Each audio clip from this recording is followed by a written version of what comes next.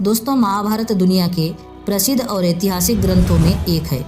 हिंदू धर्म के ग्रंथ में ऐसी बहुत सी कहानियां हैं जो आज भी लोगों के लिए एक रहस्य बनी हुई है। तो ऐसी ही एक कहानी है सूर्यपुत्र दानवीर कर्ण की। महाभारत का एक ऐसा वीर योद्धा जिसकी गाथाएं आज तक प्रचलित है।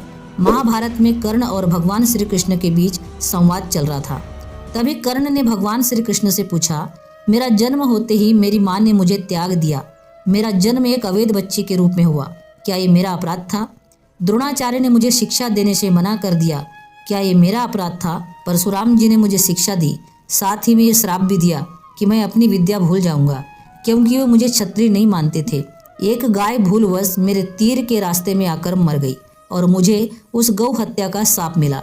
द्रौपदी के स्वयंवर में मुझे अपमानित किया गया, क्योंकि मुझे किसी राजघराने का कुलीन व्यक्ति नहीं समझा गया। यहाँ तक कि मेरी माता कुंती ने भी मुझे अपने जन्म का रहस्य बताया और उस समय भी उन्होंने मुझसे दान में अपने बेटों को बचाने के लिए कहा। जो कुछ भी मुझे मिला वो सब कुछ मुझे दुर्योधन से मिला, तो अगर मैं उसकी तरफ से लड़ा तो मैं गलत कहाँ से हुआ भगवान?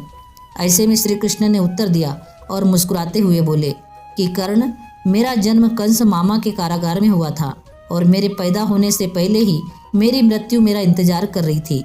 और जिस रात मेरा जन्म हुआ उसी रात मुझे मेरे माता पिता से अलग होना पड़ा। मेरे मामा कंस मुझे मारना चाहते थे। तुम्हारा बचपन तो खड़ग, रथ, घोड़े, धनुष और बाणों के बीच उनकी ध्वनि सुनते हुए बीता है।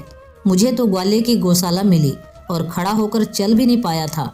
उससे पहले कई घातक हमले मुझे झेलने पड़े। उन राक्षसों से लड़ना पड़ा जिसे खुद मेरे मामा ने मुझे मारने के लिए भेजा था।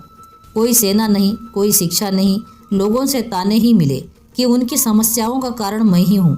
तुम्हारे गुरु जब तुम्हारी तारीफ कर रहे थे उस उम्र में मुझे शिक्षा ही नहीं मिली।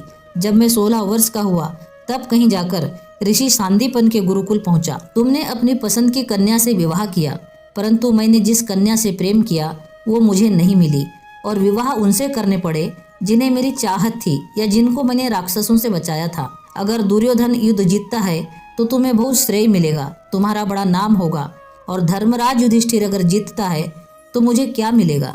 मुझे केवल युद्ध और युद्ध से निर्माण हुई सभी समस्याओं के लिए दोष दिया जाएगा। हे कर्ण, तुम हमेशा एक बात ध्यान में रखना कि हर किसी को जिंदगी चुनौतियां देती है। जिंदगी किसी के भी साथ न्याय नहीं करती। दुर्योधन ने अन्याय का सामना किया है तो युधिष्ठिर ने भी अन्याय भुगता है। आज तुम्हारा वध निश्चित है, वो भी अर्जुन के हाथों। ऐसे में कर्ण ने दोबारा श्री कृष्ण से प्रश्न किया, मैं मृत्यु के लिए तैयार हूँ, लेकिन मेरे सामर्थ्य का क्या? तब भगवान श्री कृष्ण ने कहा, ये सोचो कि तुम्हें छल से मारना पड़ रहा है कर्ण, इससे बड़े सामर्थ्य की बात क्या होगी?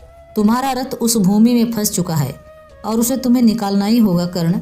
और उसी समय छल पूर्वक अर्जुन को अंजुली अस्त्र से तुम्हारा वध करना ही होगा। हे कर्ण, यहीं से धर्म की नींव रखी जाएगी और धर्म के लिए ये सब करना पड़ेगा। इसलिए अब रोना धोना बंद करो।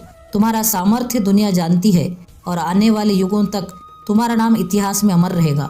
लोगों की जबान से तुम्हारा नाम सम्मान से लिया जाएगा और वो नाम है सूर्यपुत्र दानवीर महारथी कर्ण।